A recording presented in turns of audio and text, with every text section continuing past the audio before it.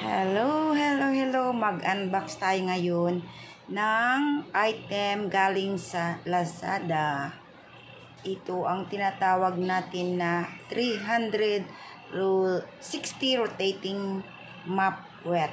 So, maraming function ito. So, yan ang itsura niya, oh. Yan. Kulay blue ang napili ko kasi maganda.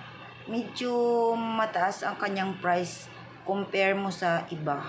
Pero ang tibay niya, yan o. Kita nyo yan. O, yan ang kanyang paglalagyan ng tubig. Yan din ang pindot-pindutan natin mamaya pag mag-mop tayo.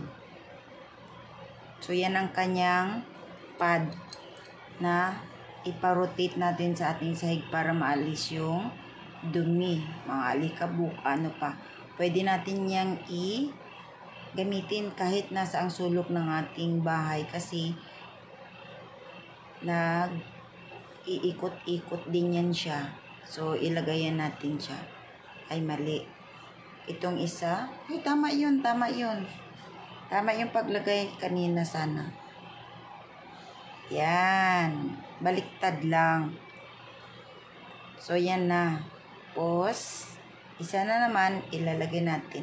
Kailangan makakapit yan siya. Yan. Yung isa na naman, ilagay natin.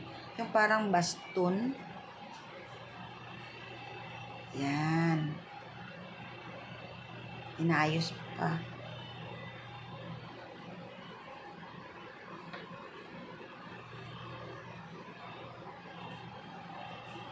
Okay.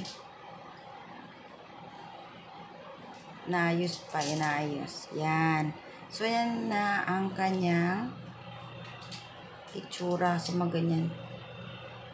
Siguro nagtataka kayo, saan natin lalagay ang tubig mamaya? Paano natin alisin? So, sundan lamang ang video. Huwag lang kukurap kasi kagaya ko, nalito rin ako pero nakita ko rin yung tamang paglalagay dyan.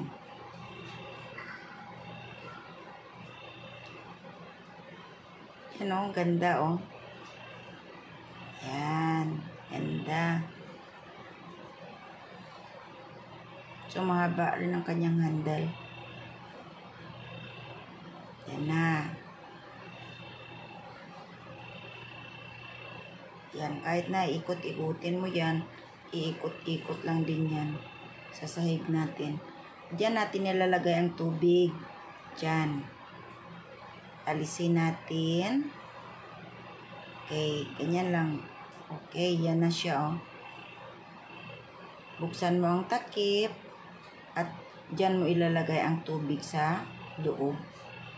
Diyan mo ibubuhos. Tapos takpan na naman. Tapos, ibalik mo na naman. Yan.